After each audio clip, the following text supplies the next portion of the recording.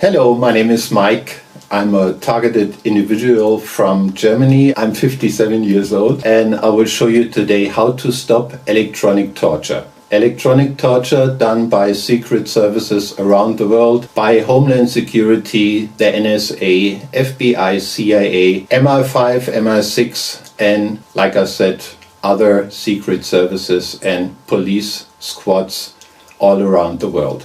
Electronic torture is done with scalar wave equipment used by your perpetrators, and like every equipment there is a weak point, and I will show you this weak point today. I will give you a short example here with this torch that will turn off this camera now. So all you see is a white ball instead of my picture, and exactly this we're going to do with the scalar wave equipment that is used for electronic torture. So let's go over to the computer and I'll show you what you have to buy for very little money to get rid of electronic torture.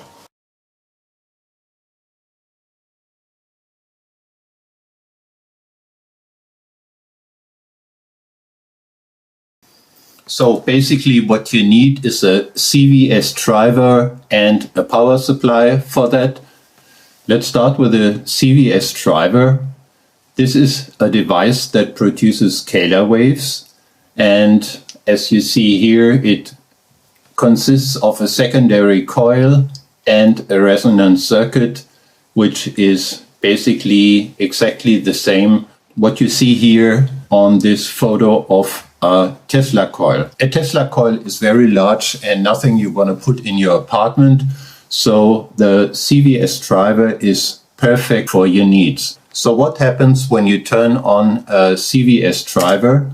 I will show that to you with a picture of my room, and this is how your perpetrators see your room through the scalar wave equipment. Now let's place one of those CVS drivers on my desk, and this is what they would see if your CVS driver is run by 12 volts and 5 amps on the power supply. On the next photo, you see the white ball, the invisible zone, on a 24 volts and 20 amps power supply. And if you have a strong CVS driver with 48 volts and 40 amps, they can see nothing at all in your room. So if they don't see anything, they can shoot at you and they can't torture you. So this is one of the two devices you can buy. This one is called induction heater. It's used for, as it says, induction heating, and it produces tons of scalar waves that make you invisible to the scalar wave equipment. When you turn on the induction heater, you can touch the coil. As you see here in this video, there's no danger. But if you take, for example, a piece of metal and put it in the coil, it will heat up in seconds. Instead of an induction heater, you can also buy a device called flyback driver. Flyback drivers are very cheap. You can get them for $15 on eBay. You can use a flyback driver if you want to make arcs and sparks, like you see here in this little video, but you don't have to do that to produce tons of scalar waves that make you invisible to the equipment that your perpetrators use. So the most important thing when you buy a flyback driver or an induction heater is the power supply. You can use for a small induction heater, of course, a PC power supply. It should have at least 500 watts, and this will give you about 12 volt and 40 amps, which is enough for a little induction heater or a small flyback driver. If you want to spend more money, you should get a good power supply. Good power supplies are a little expensive, as you might know. You might also have a good power supply in an old receiver or an old television, if you have that in your basement, take a look.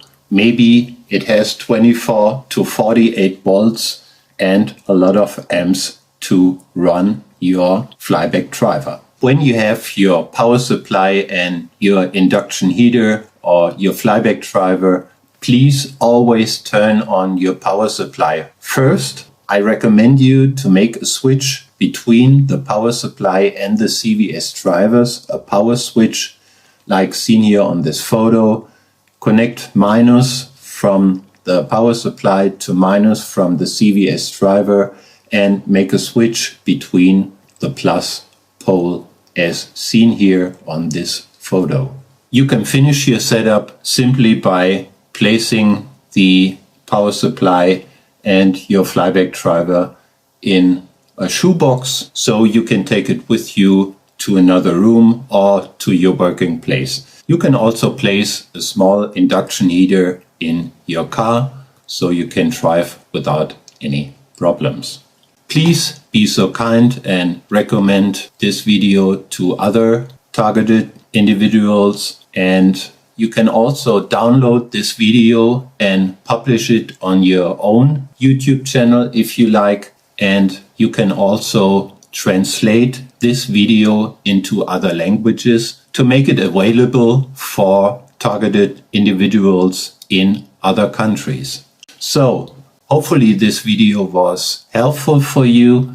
Thanks a lot for watching this video, and bye bye until the next time.